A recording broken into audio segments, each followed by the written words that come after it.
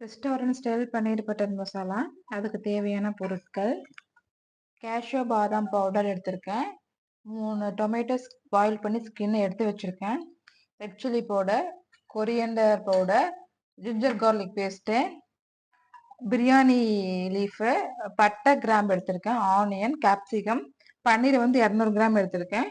இது ஃப்ரை பண்றப்ப ஆட் பண்ணணும் ஆனியன். அவ்வளவுதான். எப்படி செய்யுதுன்னு பார்க்கலாம். ஃபர்ஸ்ட் அடுப்பை பற்ற வச்சுக்கோங்க. எண்ணெய் ஒரு 2 டீஸ்பூனுக்கு ஊற்றிக்கோங்க. ஆனியனை ஃபர்ஸ்ட் நல்லா வணக்கிக்கணும்.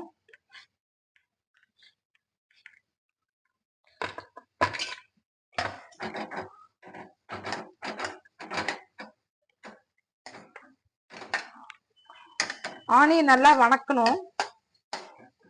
கொஞ்சம் சால்ட் போட்டுட்டீங்கன்னா கொஞ்சம் உங்களுக்கு சீக்கிரம் வணங்கிடும் ஆனியன்.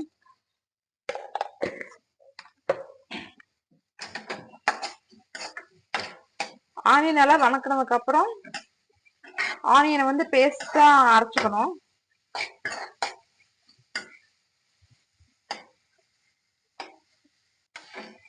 பாருங்க, வெங்காயம் நல்லா வணங்கிருச்சு. இப்ப அடுப்பை ஆஃப் பண்ணிடலாம். சூடு ஆறுனதுக்கு அப்புறம் பேஸ்ட் பண்ணிக்கோங்க. இதைய அதே மாதிரி டொமேட்டோ ஸ்கின் எடுத்து வச்சுட்டு பேஸ்ட் பண்ணிக்கணும். பேஸ்ட் பண்ணிட்டு நான் காட்டுறேன். கடாயை பற்ற வச்சுக்கோங்க அடுப்பை. இப்போ எண்ணெய் ஊத்துறோம். ஒரு 2 டீஸ்பூனுக்கு எண்ணெய் ஊத்திக்கோங்க. இப்போ எண்ணெய் ஊத்துனதுக்கு அப்புறம் பிரியாணி இலை, பட்டை, கிராம்பு இதெல்லாம் போட்டு நல்லா ஃப்ரை பண்ணுங்க. ஆனியனை போட்டுடலாம். கேப்சிகத்தையும் போட்டுருங்க. தீந்து போச்சு.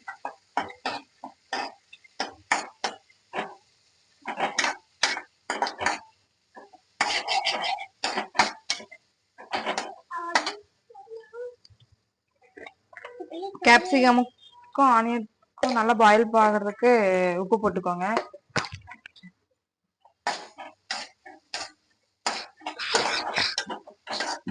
நல்லா வணங்கணும். வெங்காயமும் கேப்சிகம் நல்லா பாயில் ஆயிடுச்சு. ஜிஞ்சர் கார்லிக் பேஸ்ட் 1 டீஸ்பூன் போட்டுக்கோங்க. அது நல்லா ஃப்ரை பண்ணிக்கோங்க. அந்த இஞ்சி பூண்டு வாசம் பச்சை வாசம் போற வரைக்கும் நல்லா ஃப்ரை பண்ணிக்கோங்க. பச்சை வாசம் போயிடுச்சு. இப்போ நம்ம பேஸ்ட் பண்ணோம் இல்லையா ஆனியனை, அதை போட்டுக்கோங்க.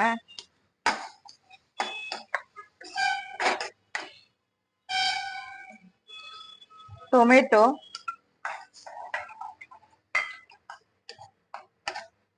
பாதாம் முந்திரி பவுடர். இப்போ மசாலா எல்லாம் ஆட் பண்ணிடலாம். கொரியண்டர் பவுடர் 1 டீஸ்பூன் போட்டுக்கோங்க. Red chilli powder 1 teaspoon. உங்களுக்கு காரத்துக்கு தகுந்த மாதிரி போட்டுக்கோங்க. மஞ்சத்தூள் 1/4 டீஸ்பூன் போட்டு இப்ப நல்லா மசாலா எல்லாம் நல்லா மிக்ஸ் ஆகணும். உங்களுக்கு ரெஸ்டாரண்ட் சைடுல ரெஸ்டாரண்ட்ல ஃபுட் கலர் ஆட் பண்ணுவாங்க. உங்களுக்கு வேணும்னா ஃபுட் கலர் ஆட் பண்ணிக்கலாம் இதுலயே.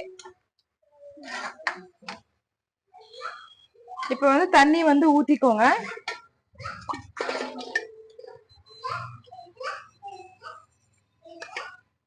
தண்ணி நல்லா ஊத்தி நல்லா இது பண்ணிக்கோங்க. உப்பு போட்டுக்கோங்க தேவையான அளவு. உப்பு போட்டு நல்லா கிளறி விடுங்க. இப்ப இது நல்லா கொதிக்கட்டும்.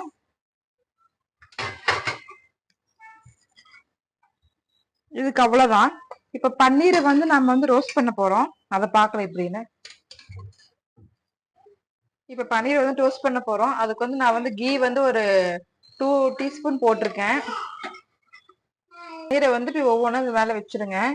நெய்யில பொரிச்சு பன்னீரை மசாலால போட்டீங்கன்னா உங்களுக்கு ஒரு டேஸ்டா இருக்கும். அது ஒரு எம்மி டேஸ்ட கொடுக்கும். 2 பக்கமும் திருப்பி போடணும் பன்னீரை.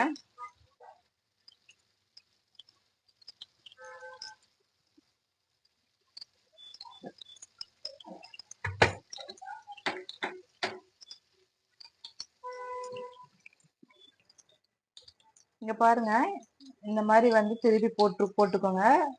2 பக்கமும் இந்த மாதிரி ரோஸ்ட் ஆயிருக்கணும்.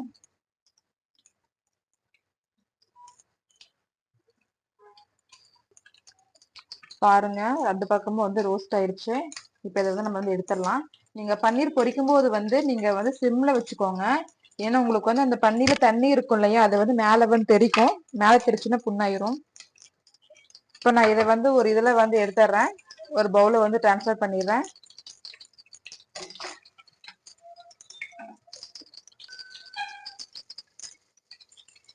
இப்ப மீதி இருக்கிற பன்னீரையும் வந்து நீங்க இந்த மாதிரி வந்து ரோஸ்ட் பண்ணிக்கோங்க. இந்த மாதிரி ரோஸ்ட் பண்ணி எடுத்து வச்சுக்கோங்க.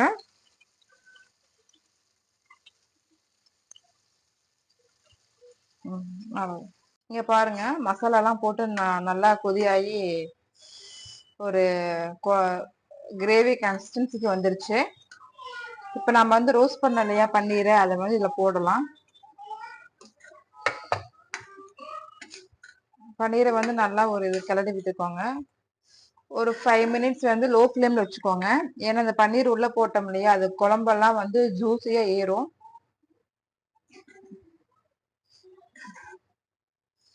5 மினிட்ஸ்க்கு வச்சு பார்க்கலாம். இங்க பாருங்க, 5 மினிட்ஸ் ஆயிடுச்சு.